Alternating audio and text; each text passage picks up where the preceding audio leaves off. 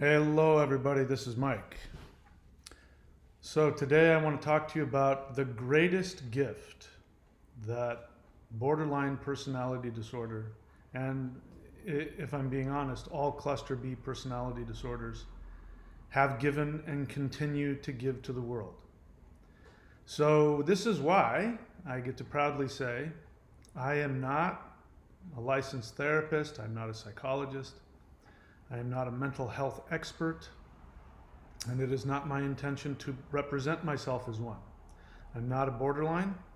I am simply somebody who survived an incredibly toxic relationship with an undiagnosed, untreated person with, I believe, extreme borderline personality disorder. For those of you who are borderlines, there's going to be some information here which you might like. Bear in mind, I am aware that borderline personality disorder is a spectrum, that not all borderlines are the same, that not all borderlines have it to the same degree, and not all borderlines react in the same way. There's quiet borderlines, there's, I don't know how many kinds of borderlines there are now, but point is that you are not a label. But it is important for us to take a look at the effects of the mental illness itself. I call it a mental illness, and I'm very conscious of the fact that I use that term, and I use it very consciously because to minimize it, to call it something less than that, for both the non-borderlines, either the husbands or the girlfriends or the friends or the whomever, family members, for the pain that they go through as a result of being affected by the illness, and for most notably the tremendous pain and trauma that the borderlines themselves go through. I know a lot of people think I'm stigmatizing BPD when I focus on it being a mental illness, but quite the opposite. Because if it's not a mental illness, then it means that you're just selfish and mean. And I know that's not the case. And for those of you who are not borderlines and you've been through a relationship and you want me to tell you how mean they are and how horrible they are and how they plan out your demise, that's not the case either. It makes you feel better to think that. I know, because I did also. It helps you feel more sane if you can explain it that way. But it is a mental illness. And so while now I get to put on my spiritual teacher cap here for a moment, and please indulge me while I do, now we start asking questions why. Because I get this question a lot on my other channel. Because here's what I teach. You don't have to believe this, but just to help you understand where I come from. What I teach is that we choose to come here. We all choose to be incarnated in human flesh, and we all choose to have all of the challenges that are here when we arrive, including all of the genetic predispositions, our family, and all those other things. Now, we're responsible for everything else. We're responsible for all of the actions that we take and the commitments that we make. And so while we can say, I was born with this and I was born with that, and that's why I am this way and that way, while we can say that, we will still be held accountable. And don't worry, I'm not talking about fire and brimstone, but we still create a karmic debt for the choices that we choose to make and don't choose to make. So that's why, listen, it's better for everybody to heal if we acknowledge that this is a mental illness. And if we can do that and you can accept that, then, if you're a borderline, then you can accept, that's the reason why all these people are saying that I'm causing them all this pain. It's because there's something that I'm doing that I don't have as much choice, mental control over that other people do. And if you go, it's a mental illness, that's why it happened, then at least you've given yourself an understanding of why it happens. Instead, what ends up happening, if what you want to do is and we all do this, if you want to defend yourself and make yourself guiltless and try and reduce the stigma and stop calling it a mental illness, then we end up having people who have very real experiences as the result of behavior you may or may not be aware of. And so then if you want to, because if you want to say it's not a mental illness, stop stigmatizing me, then what you're saying is I am fully responsible for everything that I've done to myself and other people. And then that just makes you selfish and mean. That's not the case, right? I know that. I know that you're not selfish and mean people. I know that you want love and you want to give love. In fact, I think that if we're talking about just pure BPD, we're talking about perhaps, the people who care the most about wanting to love and be loved. And the ironic and sad thing about it is that there's this mental illness that drives you to want that and at the same time prevents you from receiving it and giving it. So let's just call it what it is, a mental illness. So the question is why?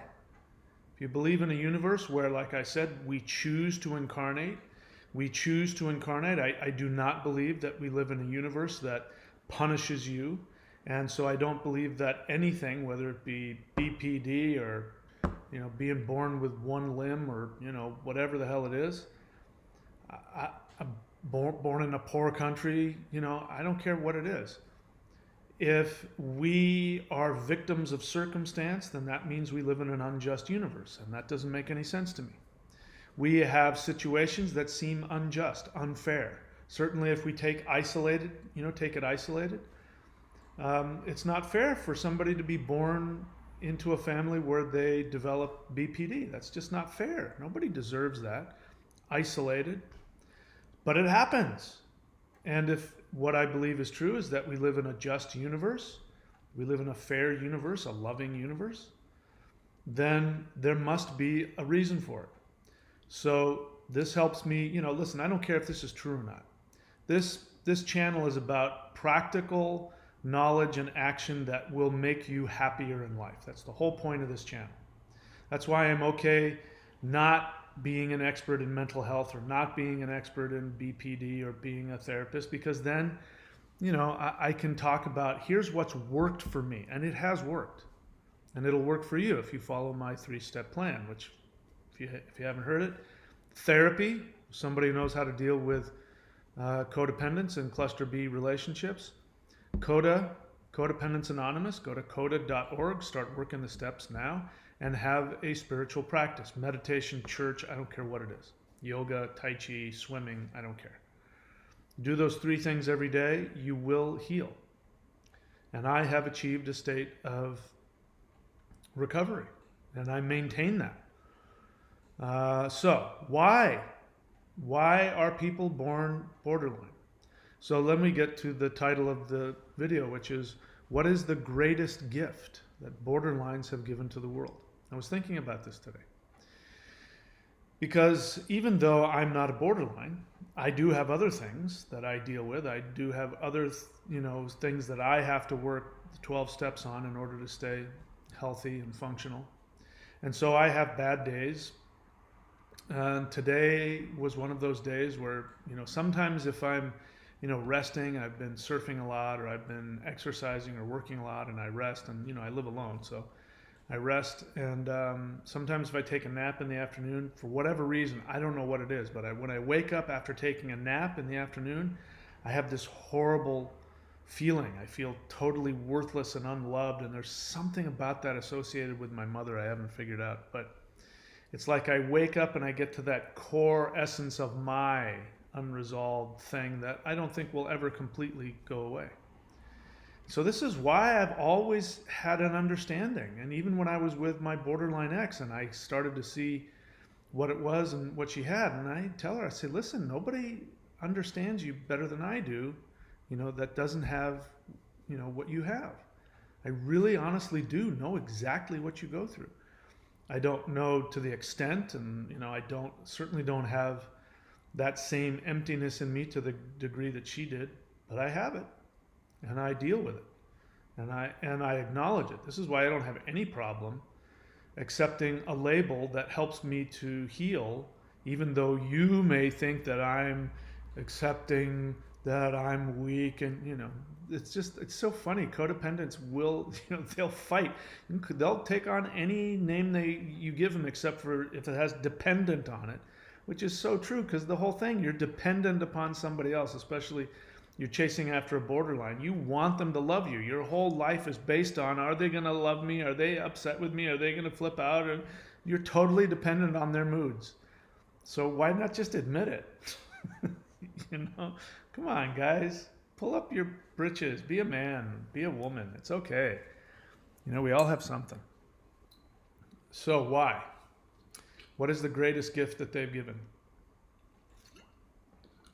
Now, it's easy for me to look from the outside to my borderline ex and other people. I can, bring up other people in situations who aren't necessarily borderlines, but same kind of stuff. I can look at them and I can say, do you realize that all of the damage that you cause yourself and all of the pain and all of the misery and all the stuff that's going on in your life, you realize that that's coming from you because you think that you're unlovable, and yet there's so many people trying to love you. There's so many things in your life trying to give you success and happiness, but you can't see past the projection of your own feeling about yourself. It's easy for me to say that, and of course they can't, unless somebody chooses to do the work, chooses to look at themselves, which is what therapy, Coda, and meditation offer, which is why I recommend it for everybody. And so the greatest gift, if we want to say, why has somebody been born borderline? If you are a partner of a borderline, an ex-partner of a borderline, only you know the pain that you have gone through. And again, this video is not for borderlines who are in therapy or, have their lives together and are able to manage their, their symptoms. Talking about borderlines that aren't aware and or aren't capable of keeping themselves from harming others. Excuse me. For those who have been partners of those people, that's a pain that only you know. And it's a debilitating destruction of the sense of self that only you can know. Nobody can know unless they've gone through it. And that's why I say, borderlines, if you think nobody understands you, I promise you, those people who have loved you understand, because they have picked it up. The devaluation that occurs when you split on them, when you the things that, that borderline personality disorder, the way it acts on other people. You actually give them the experience. You give them the experience of what it's like to be in your unconscious all the time. So we know. We really do know. I give codependence a hard time, and I'm not going to stop doing that, because the only way to heal is to be brutally honest with yourself. But the codependence that's, when they try to tell me that they're not codependent, and why am I saying all this crap, and what is wrong with honestly loving somebody and wanting to help and heal those that can't help themselves. They really do. If they could, they really would. If they could snap their fingers and make you better, they would. Of course, it would destroy the relationship for them, and they'd have to go and find some other broken, kitten that needed help. But in terms of their, their intent, they want to help. They want to heal. So I was thinking about this today, and I was thinking about, how I was feeling, and I was, my brain was taking me down into that, that catch-22, that black hole that, you can't get out of, and I am no good, I'm a piece of crap, and I'm all by myself, and, whatever the hell it is.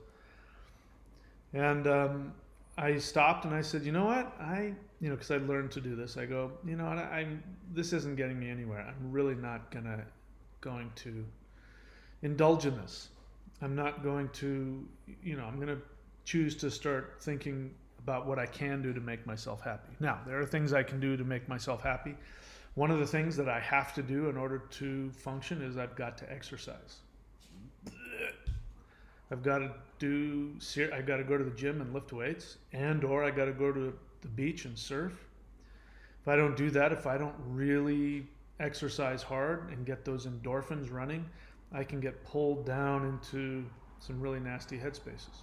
So that's one of the things I do to keep myself going, because it gives me something to look forward to. My favorite definition of clinical depression is not that you feel sad. In fact, people who are clinically depressed are numb. They don't feel anything. But the best definition I heard of depression is not being able to see a future for oneself. So when I go to the gym and when I get those endorphins flowing, it does something to my brain where I start being able to think about what I want to accomplish, like coming here and making this video today.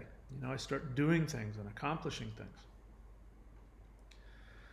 But if I allow that emptiness within me, when if I'm tired one day and I take a nap and I wake up in the afternoon and that negative spiral of thinking starts taking over, then I become trapped in this feeling of worthlessness and this feeling of despair and this feeling of, nobody loves me and all that kind of stuff. And I can't think myself out of it. That's why you guys should not be your own therapist. You need help. I can't think myself out of that. So what was helping me today when I got up and I got out of bed and I said, okay, I took a nap, this is what happens. And I had to actually sit myself down and go, Mike, have you felt this before? Yes, I have. And has it gotten better? Yes, it always gets better. But when you're in the middle of it, you feel like I've always felt like this and I'm going to always feel like this. That's never the case. When you feel good and you feel happy, you have this, I'm feeling good and happy and I've always felt this way and I always will feel this way. Well, no, there's always an up and down. So I acknowledged, okay, I'm having this feeling and that's all it is a feeling. And it doesn't have anything to do with my objective reality. I do reality testing when that happens and I go, first I look at my physical needs and I say, do I have money? Yep, I got money in the bank. Do I have a place to live? Yeah, I got a roof over my head. Do I have food? Yep, I got food. Am I healthy? Yep, I'm healthy. I'm functioning. Do I have people in my life? Yes, I do. I could probably reach out and have more contact with them, but yes, I do have people in my life. So I go through a checklist. And then when I'm done with the checklist, I go, hey, I'm doing pretty good. Why am I feeling this way? And it's because, that, whatever it is, I call it that black hole in my solar plexus, whatever it is for you, that tends to define people's view of themselves to the point where they take actions on it. And this is, when I think about my borderline ex, the actions that she took based on the feelings that she had. And I said, to her credit, she really tried. She would meditate for hours a day. And even after meditation, she was still not put together very well, but that's because she has a mental illness that she's not treating. And, and to her credit, and lots of times instead of just splitting and calling me horrible names, she would just say, I have a really bad feeling and I'm really scared and I just can't be with you. And that was really the most honest thing I think a borderline can say. So to her credit, she was very honest. And to her credit, she was as aware as an untreated borderline can be. That's about as aware as an untreated borderline can get. That I have this really bad feeling. I'm afraid of you. I'm afraid you're going to hurt me, because she would wake up with this, what she would call this dark feeling about me, and that she just couldn't be with me because she had this fearful dark feeling, and it was, so she would say, I can't be with you. And, of course that was horrible for me to hear, because it's like I hadn't done anything. She's, breaking up with me because she has a feeling that has nothing to do with what I've done or who I am. It's horrible. But I think about that, and I have those same kinds of things. I think like that. When I meet somebody, sometimes if I get into a relationship or meet somebody or go on a date and the date goes really well, especially after the loss of my fiance and after this relationship, sometimes I have the same kind of feeling of like it's just too intimate and it's too scary and I can't do this. And I was thinking about that. And what I realized was that her gift to me, which I will always be grateful for. Of course, this wasn't her conscious gift to me, but her gift to me was to show me in the most concrete way that your internal narcissistic experience of yourself that you project on the world is the cause of all of our misery. People who are homeless. I mean, I know somebody, a family member of mine, the last I heard, he was homeless. And it wasn't because he was a victim of circumstance. He was homeless. He had, he had a physical condition that if he chose to, he could have gone to the government and say, hey, I've got this physical issue. I can't work. And the government would have given him money. And there were ways to get him off the street. There were programs in his area, but he would have to have followed the rules. And, he didn't want to follow the rules. And so last I heard, he was panhandling on the street. And I've known this guy my whole life. And I know, I've known him as he's grown up. And it's his own doing. His entire life is his own creation. Now, he'll tell you, if you were to sit down and talk to him, he would tell you who did this to him and who did that to him. And I'm one of those people. He'd say, I did this to him and I made, and of course, none of those things are true. And, it's easy for all of us to look at him and say, if he just simply took some different actions, his life would be very different. He has to work really, really hard to be homeless. Borderlines work really, really hard to destroy not only any connection that they have, but without realizing it, they work really, really hard to destroy and degrade those that are close to them, because that's the gift.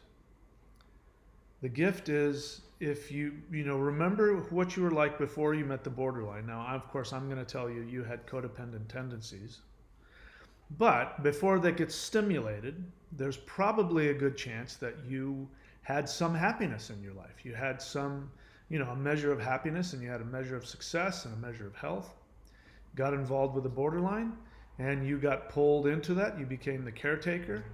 You went through the cycle of being devalued and then built back up so that they could devalue you even harder, and then build you back up and then devalue you even harder, and it gets worse every time. And if you're like me, at the end of that relationship, you have no sense of self left. You have no love. You have no feeling of worth. Like I said, after the relationship, I felt like a feral dog. I felt like a homeless dog, and I was just grateful for any scrap of attention from anybody. I mean, I've shared the story before, but after I got discarded and I was in the house that I had put the down payment on for both of us to live in, and it was empty, and I just had a mattress and no furniture and a strange place, and I didn't know anybody, and it was horrible. I mean, it was just, every day was horrible. Waking up to just the reminder of that empty house would just scream at me going, she dumped you so hard, you're nothing, you're so worthless. And that, and of course, until you've been dumped by a borderline, you haven't been dumped. That feeling of being just completely worthless, because they wait until they've pulled everything out of you and then dump you when there's nothing left. And I was walking down the street, I couldn't have felt any worse. It was just so horrible.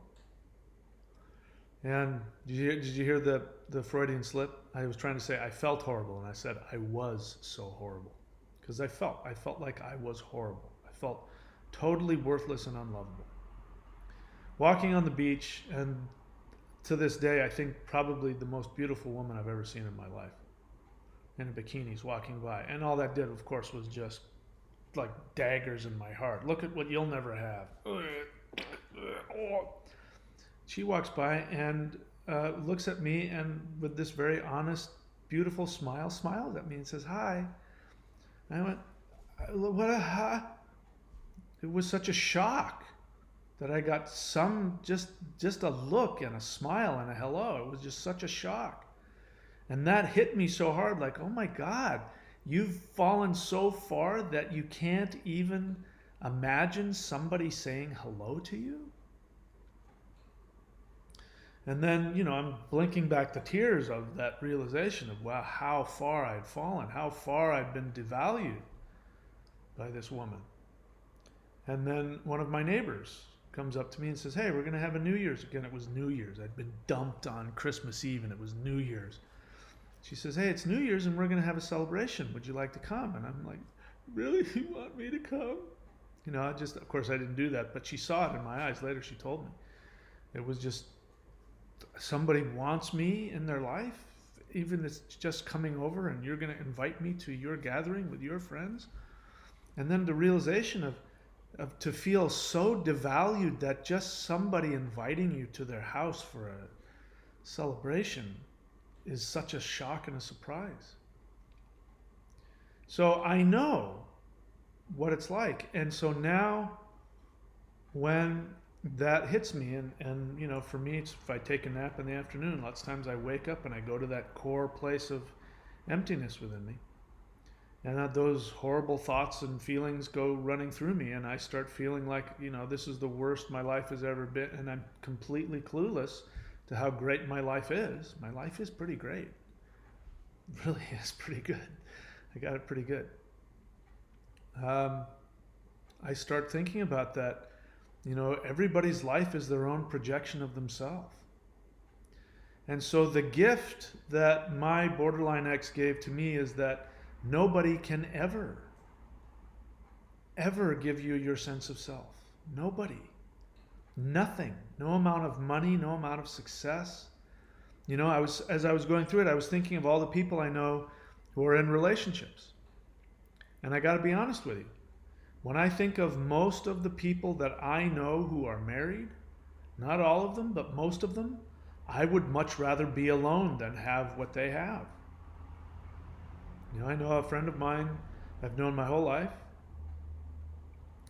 He was married to a woman that just ran him into the ground and forced him to have a bunch of kids, because her whole self-worth was about how many kids she had.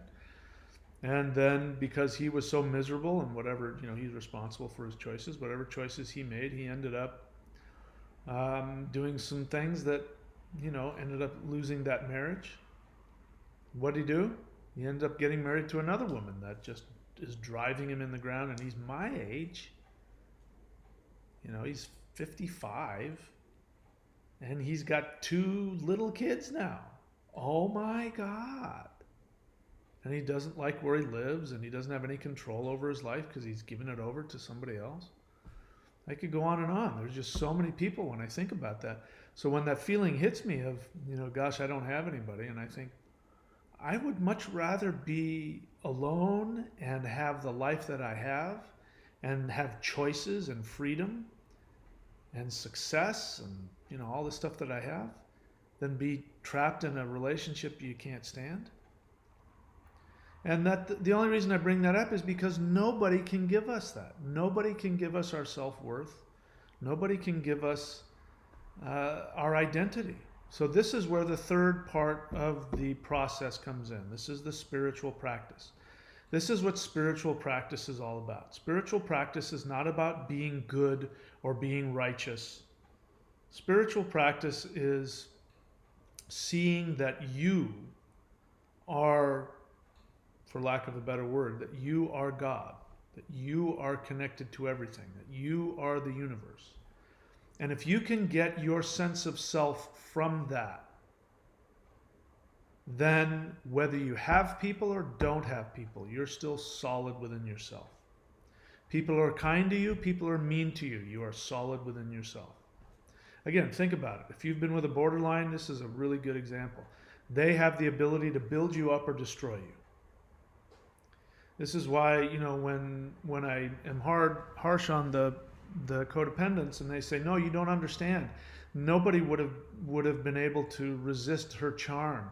She was so kind and so loving, and I couldn't help myself. Well, that's not true, because somebody who's empowered within themselves, when they get love bombed, it doesn't affect their rootedness within themselves. Maybe they like it, or maybe they probably go, I haven't earned this. Because love is earned, by the way. Everybody, maybe borderlines can benefit from this too. Love is earned. So if you've just met somebody and you are in love with them and they're your favorite person and you're dumping all of your love on them, they haven't earned it. It's not, which is the point is, it's not real. It's a fantasy. It's candy. It's cotton candy. It's projection. It has nothing to do with them. It's you projecting onto them. Same if you're on the other end and you're the codependent and, oh my God, she's pouring all this love on me. You haven't earned it. So there's something going on. Something's not right here. But if you don't have a sense of self and you get love bombed, all of a sudden it's like, oh my God, finally. Somebody finally loves me. And of course, I'm the most amazing person. This is, the thing about codependence and, borderlines is as well. We have this, I'm the most important piece of crap in the room, right? There's this ego and, because, when people use the word ego in a negative way, and this is where narcissists come in. Narcissists are full of ego because they have no ego. So somebody who has a true sense of self is not pushed in either direction. They can stay solid within themselves. So that's the gift that my borderline gave me, is that when I start going down that rabbit hole, I go, hang on. I knew somebody who I was prepared to love and, commit my life to. And because she couldn't get out of her own perception of herself, she wasn't capable of receiving that.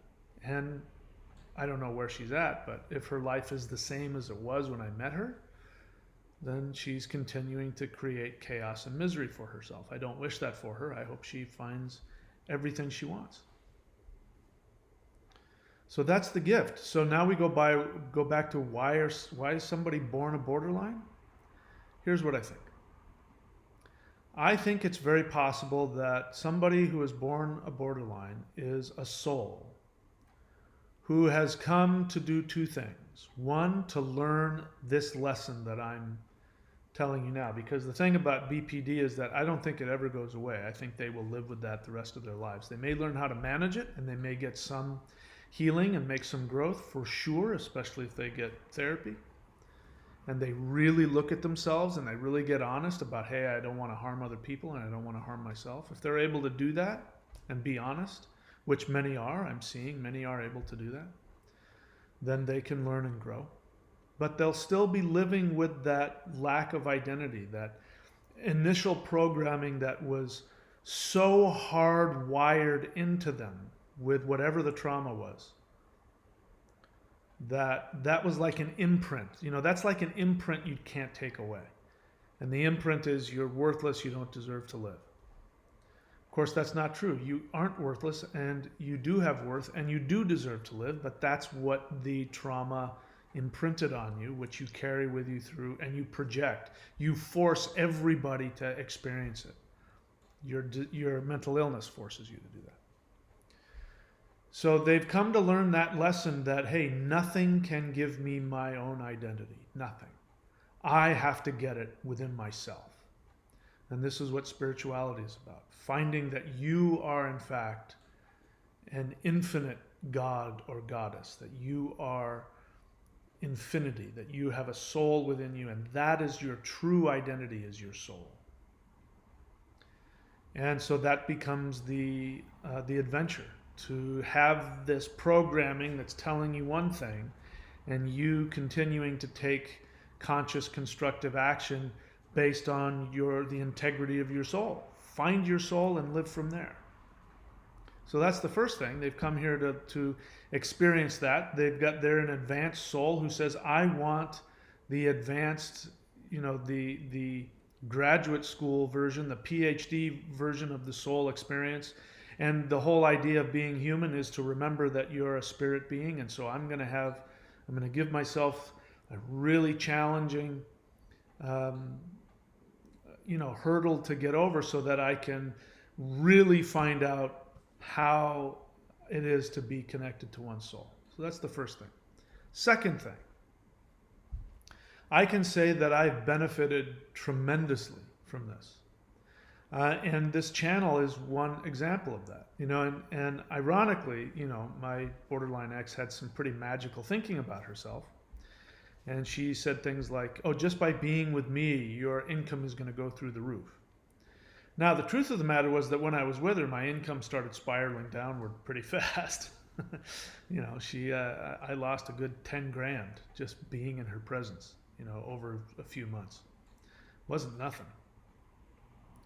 But now this channel, I came and I started sharing my feelings and my thoughts, and the channel started blowing up. And, if this channel continues to grow the way it is, I might be able to earn some income just from having this channel and being helpful to other people.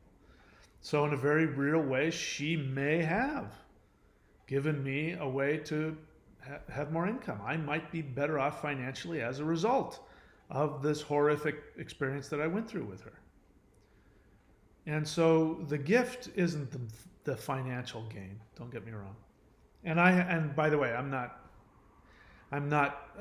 married to that. If this channel just continues to be a place where I come and I share, I'm happy to do that. But the gift that she has given me is that gift of realizing what I just shared with you, that nobody can ever give you your sense of value. You have to find it within yourself. And the only way that you're truly going to find it is in whatever your form of spiritual path is, which is, to me, a spiritual path isn't learning how to be good and have God love you and not be a bad person. And it's about realizing that I am infinite, that the essence of who I am is an infinite being of light. And if I can get there, then nothing anybody says, nothing anybody does can touch me. The only way that you can be damaged by a borderline is if you choose to have your sense of worth be connected to whether or not they love you today. And if you've been with a borderline, you know that that's exactly what your every thought is about. How can I get them to love me today? Do they love me today? If you've been discarded, you're wondering, are they thinking about me? I talked on the live, the live stream, to one of my borderline viewers about that. This person was talking about, the discard that this person had done to somebody else because they felt unloved. And that's really it. If you can find love within yourself, you'll never have to discard somebody simply because you had a feeling. You can end relationships based on the actual actions that they take as opposed to the feelings they may or may not have. And this is really, the strength. So this is her gift to me. She's given me a tremendous gift. And so I'm going to choose to look at her this way, that she's a very advanced soul whom I have some connection with in previous lives, and in between lives we made the agreement, hey, I'm going to come down in this life and I'm going to tell you, you need to go to, therapy for borderline personality disorder, and you're going to give me this experience of feeling what it's like to be completely devalued and lose my sense of self, so that I can once again be reminded that my identity comes from my eternal soul and not from anything external. And that's the agreement that we made. Now the karma. Karma is one thing where you've chosen to learn a lesson. You've chosen to be born borderline, let's say. Let's say, for example, we could also say codependent, because codependents suffer tremendously as well. They put a better mask on it and they pretend like they're not suffering, but that's part of their ego-driven disorder, dysfunction, insanity, however you want to look at it. But they suffer just as badly in a different way. What was I saying? It was really important. Whatever it was, just be amazed at how deep and profound it was. Let me see if I can remember. What was I saying?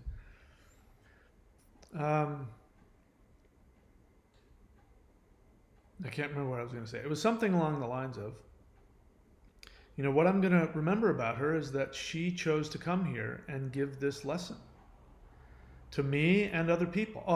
So that's the karma. The karma was you're born as a borderline, or you're born in a home where you become a codependent. That's your karma. You can't escape that. What you can do, because you will now still be responsible for all of the effects of your actions.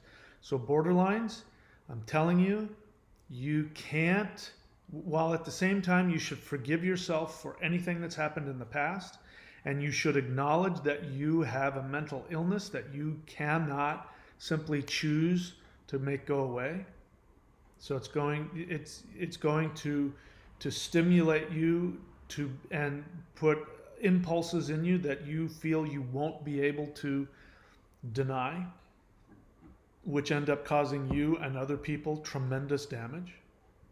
While that part is true, you're still responsible for your actions. So, how do you now take this as your gift? Because it is your gift as well for your life. Is to then, when you're presented the opportunity of how to heal, you take it.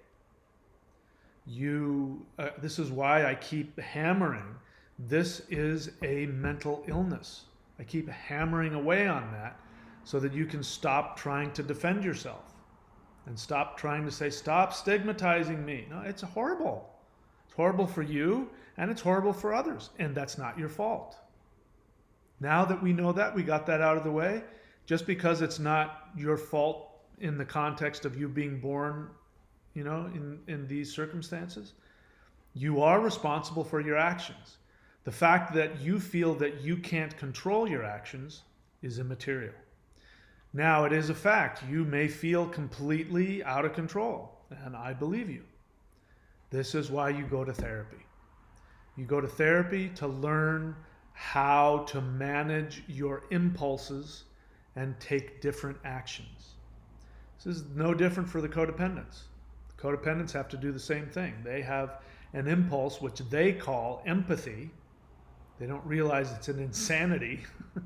The need to feel tremendously full of love for somebody who has just harmed you and continues to harm you.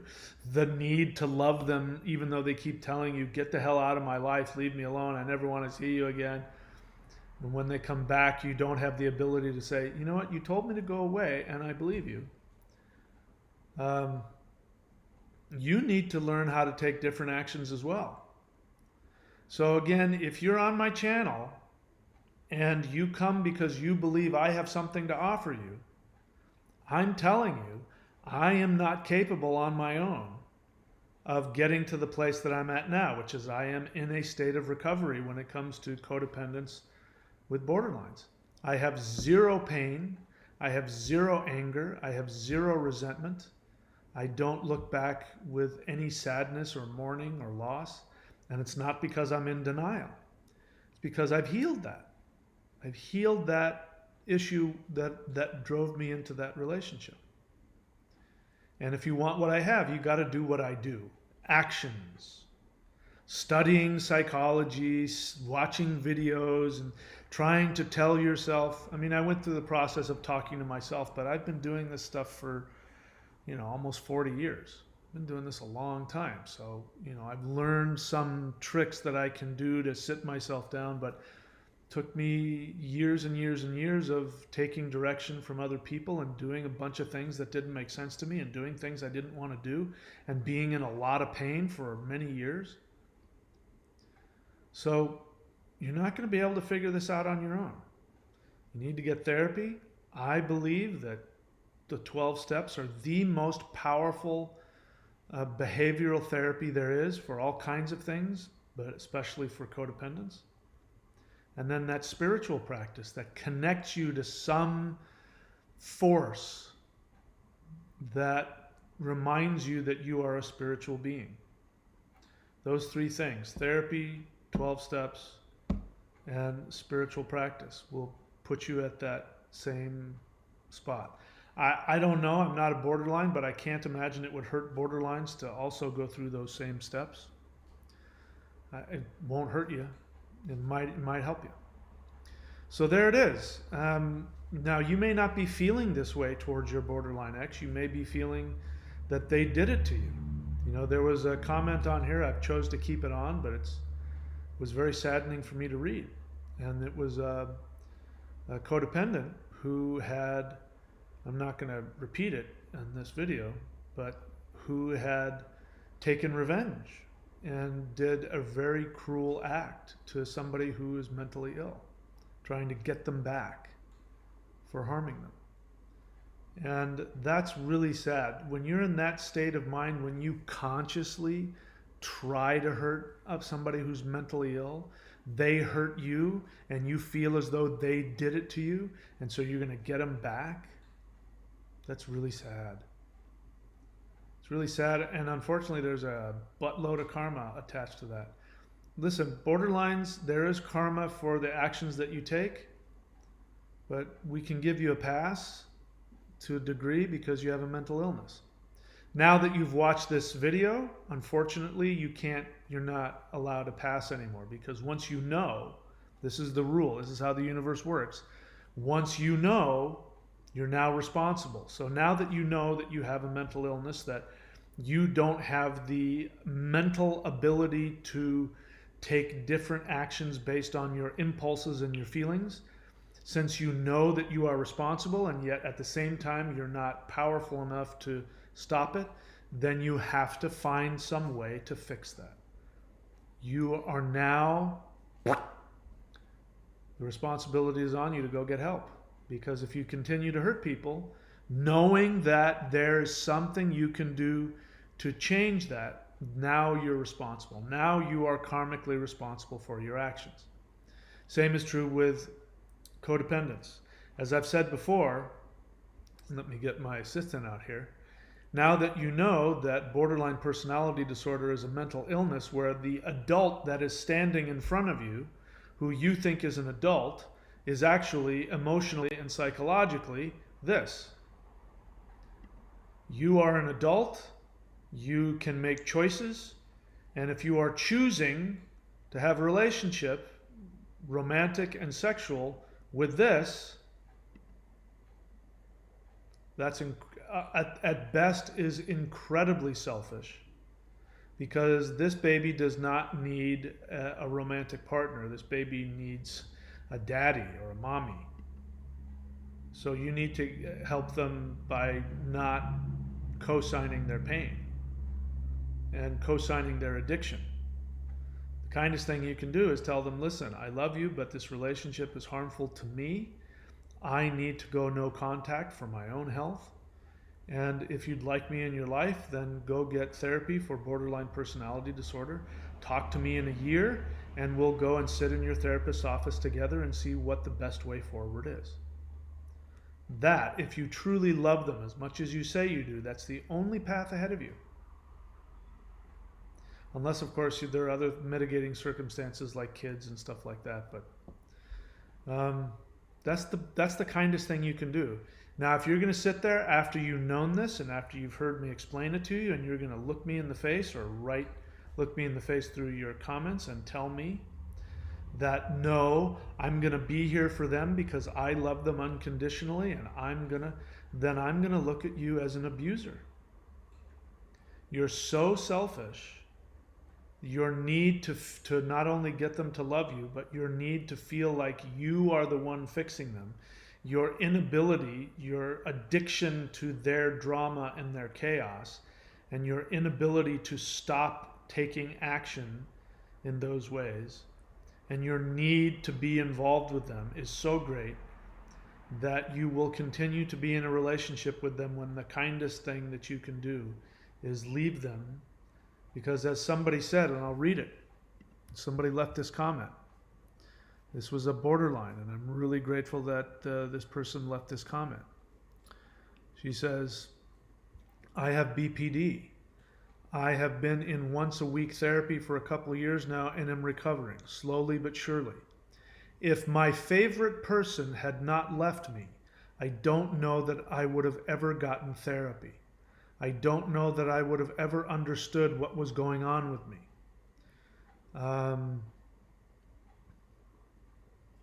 Anyway, it says some other things which I'm not going to get to in this video, but that somebody left her and didn't co-sign her addiction, and that if it wasn't for that, she wouldn't have sought out therapy, and now she's getting better. If you're choosing to stay in a relationship with somebody who's a borderline because you think you're the one that's going to help them, you are keeping them in their mental illness. And trust me, their mental illness is absolute utter hell. It is nothing anybody wants to experience. And you are choosing to help keep the door locked so that they're stuck in it because you keep trying to help them. So if you love them, you gotta let them go so that they can choose. And now that this person has chosen to get help because she has seen the pain within her, guess what now? She is now going to change her karma in her life because now she will have the ability to start taking different actions with the people in her life. And that, if you are the person, I don't know if she even has contact with this person. You may never know. I have no contact with my borderline ex. I do not want contact with her. I never want to see or hear from her again, not because I'm angry with her, but because that karma between us has been paid off. Whatever it was has been paid off. I've gotten the lesson. I gave her the seed, and if I want that seed to take hold, I have to stay away from her forever. Whether she does it is her business.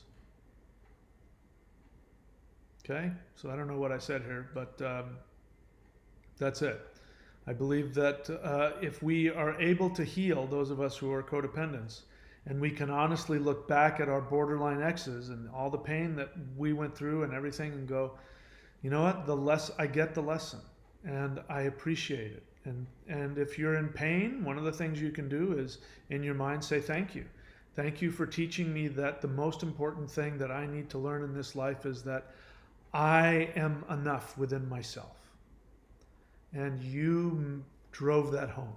And thank you for that. You say that, give them energy, and that may help them. That may help them to move on and get what they need. All right, I'm going to stop talking now because I'm starting to babble. So that's it for me, guys. Keep an eye open. This link, I swear there's something coming. It may take a little while longer, but I'm putting together a good video program for recovery, which hopefully will be unique in and of itself, but I'll keep you posted. That's coming soon. Subscribe, hit the bell button, and make sure you can just scroll over the little borderline's face, and if you hit subscribe and hit the bell button, she'll be cured. She'll be the only borderline you can ever cure, so go ahead and subscribe. She'll stop crying. All right, that's it. Talk to you guys later.